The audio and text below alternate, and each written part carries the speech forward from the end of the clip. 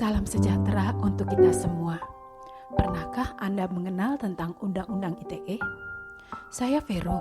Saya akan mengajak teman-teman selaku orang muda atau remaja Indonesia untuk mengenal Undang-Undang ITE.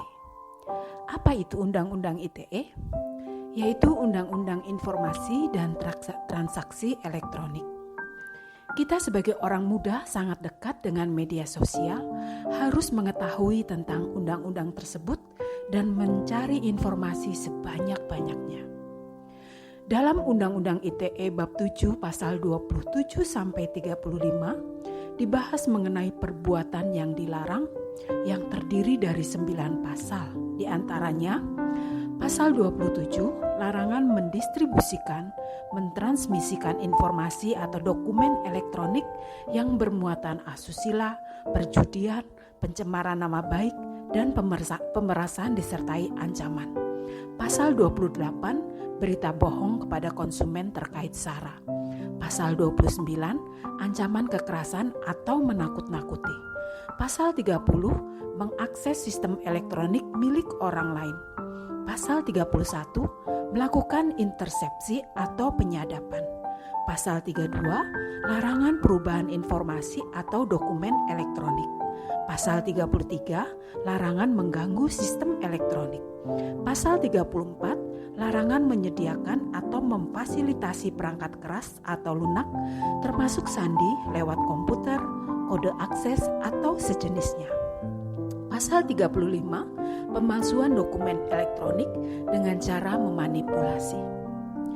Ada dua jenis perbuatan pidana yang dilarang dalam Undang-Undang ITE, yaitu 1. Larangan berbuat jahat dengan sasaran IT atau computer crime, dan larangan berbuat jahat dengan menggunakan IT atau computer related crime. Saat ini banyak beredar berita hoax. Tahukah teman-teman, siapa saja yang menyebarkan berita hoax akan masuk jerat hukum.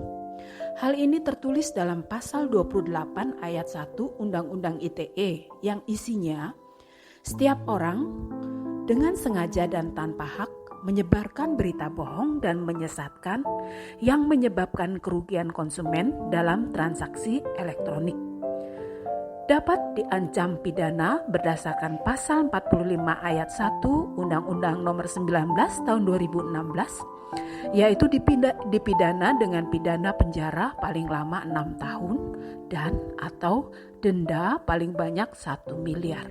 Wow, itu uang yang banyak. Kita harus tahu ciri-ciri berita hoax. 1. Sumber informasi tidak jelas.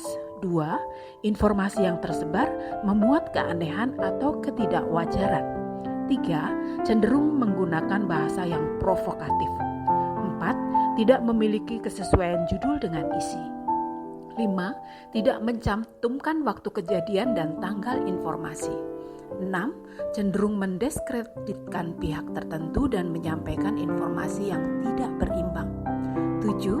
Ada ancaman tertentu jika tidak disebarkan informasinya. Teman-teman, berikut adalah langkah mengidentifikasi berita hoax.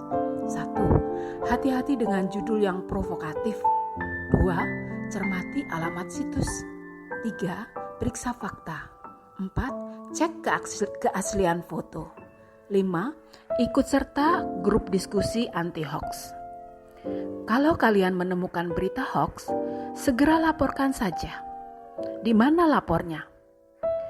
Facebook, gunakan fitur report status dan kategorikan informasi hoax sebagai hate speech. Google, gunakan fitur feedback. Twitter atau Instagram, gunakan report tweet atau report Instagram. Atau bisa lapor ke Kominfo dengan di aduan konten gmail.kominfo.go.id atau di aduan hoax. Teman-teman, ada 6 hal yang perlu diketahui dalam Undang-Undang ITE agar teman-teman lebih berhati-hati beraktivitas di dunia maya. 1. Jangan membuat, membagikan, atau memberikan akses konten bermuatan kesusilaan. 2. Jangan sembarangan mengancam, memeras, mencemarkan nama baik seseorang. 3. Jangan sembarangan menyadap. 4. Jangan membagikan muatan perjudian. 5. Jangan membagikan informasi atau berita hoax. 6. Jangan melakukan hate speech atau ujaran kebencian. Sebagai orang muda, remaja, masa depan bangsa, kita diharapkan mampu menjadi agent of change dalam upaya memperkenalkan Undang-Undang ITE kepada teman-teman lainnya, termasuk juga melaksanakan dalam kehidupan sehari-hari, agar Indonesia damai tanpa berita hoax dan kita selalu aman dalam bermedia. Semangat teman-teman, salam merdeka.